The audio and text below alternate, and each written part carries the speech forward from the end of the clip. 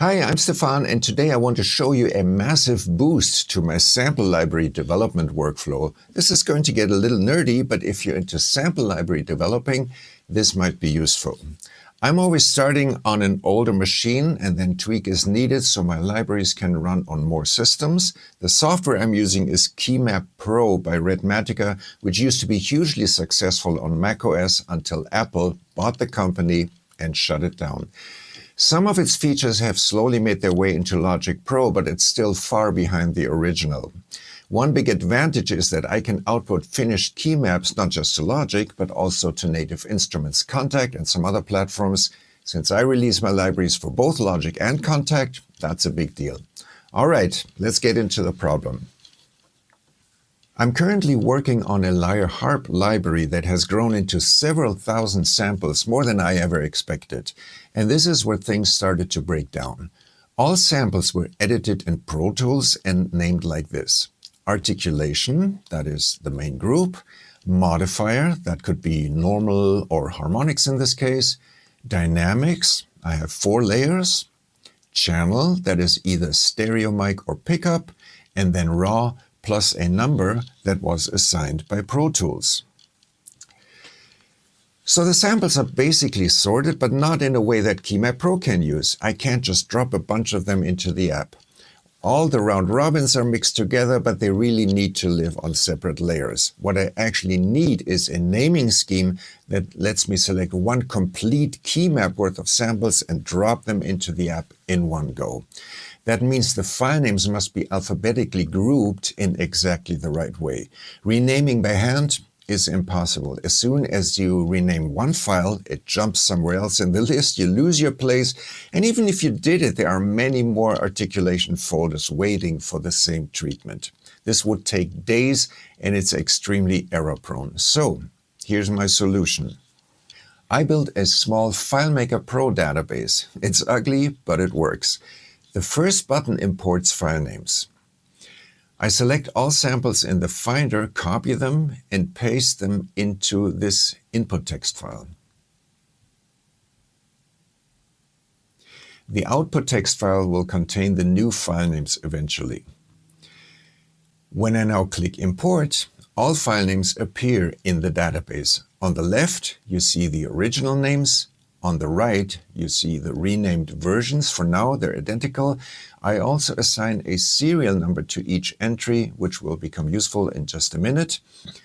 First step, remove the useless Pro Tools number and the file extension, which I can put back later when finished. So I just strip 7 characters from the end. Next, I fix the velocity naming. Alphabetically speaking, piano, mezzo piano, mezzo forte, and forte don't sort correctly, so I replace them with velocity 1 through velocity 4. With these boxes, I can replace up to 4 text strings at once, and I already made a preset for dynamics. I click Run, and it's done. Next, I swap the velocity and channel tokens so that mic and pickup samples are grouped first. Bigger groupings always need to come first, so vel mic becomes mic vel. And the same for the pickup samples, which are further down in this list. So far so good. Now comes the tricky part. At this stage, all samples are still grouped by round robins, which I don't want, and I also need the root node in the file name, so KeyMap Pro knows where to put all these samples. That's where cyclic variables come in. I have set up and defined 2 of them, which I can use separately or simultaneously. The first variable handles round robins. I got 3 of every sample, so this variable cycles every 3 entries, replacing _raw with round robin or RR1, 2, and 3. The cycling is controlled by a modulo 3 function based on the serial number. The second cyclic variable handles pitch. The harp has 16 strings, each recorded 3 times, so this one needs to repeat every 48 entries or modulo 48. This tells KeyMap Pro exactly where each sample belongs on the keyboard. Now I run both cyclic processes together. At this point, Every file name contains all the information I need, but there's still one final step. I need to swap the velocity and round-robin tokens to make sure the names are sorted correctly. Again, I already have my presets for this, and I apply them to all three round robins. And now we're done. Or are we? Almost, because the actual file names on disk, of course, haven't changed yet. That is the final step. To apply the changes to disk, I export the new names to the output text file. And then I run a terminal rename script, courtesy of ChatGPT. I confirm the warning, and you can watch the file names update in place. That's it.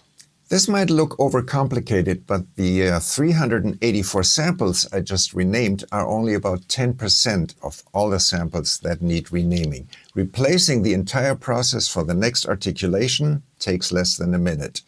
And here is the payoff. I can now select 64 round-robin 1 samples at once. It's pretty easy to spot. I just look for the first RR2 sample in the list. You can see I have exactly 64 selected. I drop them onto the first magic button in KeyMap Pro while holding Option.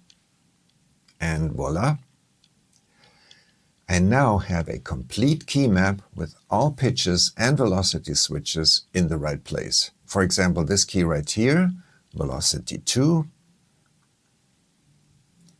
correct root node, and I can move straight on to the next key map. So what do you think? Am I nuts? Leave a comment and please be kind. Thanks for watching.